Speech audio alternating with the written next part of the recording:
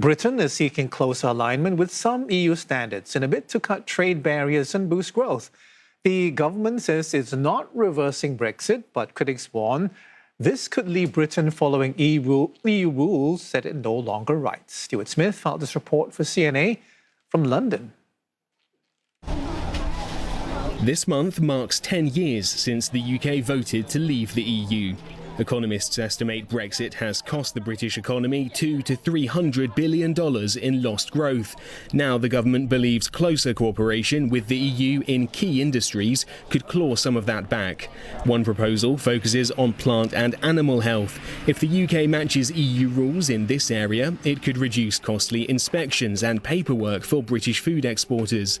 The UK and EU still maintain broadly similar standards in this sector, but since 2020, the two sides have gradually diverged on issues from listeria testing to pesticide limits. Industry groups warn that if EU rules were to immediately override British ones, farmers could take a huge hit. If you do that immediately with no chance for growers to plan, to think about alternatives, to think about how they might grow different crops or grow crops in different ways, then potentially you make it impossible for them to grow the crops that they'd intended to do so. CropLife says that could cost British growers at least $1 billion, which is why the process must not be rushed. Another key area under negotiation is how Britain buys and sells electricity with the EU.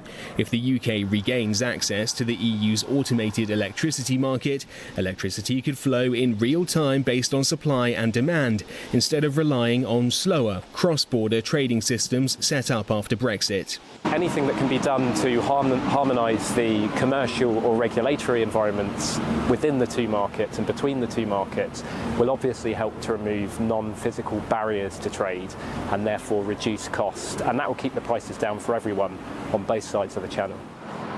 Some businesses also want closer cooperation on carbon pricing.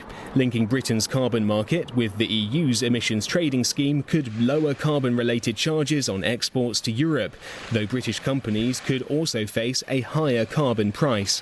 Industry groups warn negotiations may be moving too quickly, while many details remain unclear.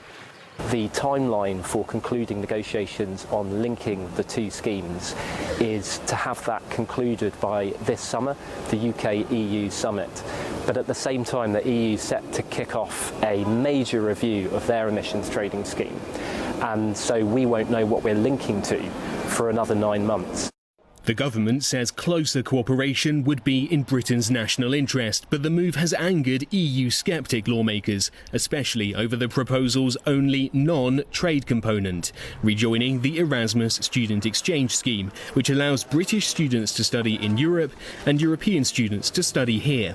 Critics point to the cost of the programme at over $700 million a year and say it's a concession to Brussels, but others disagree.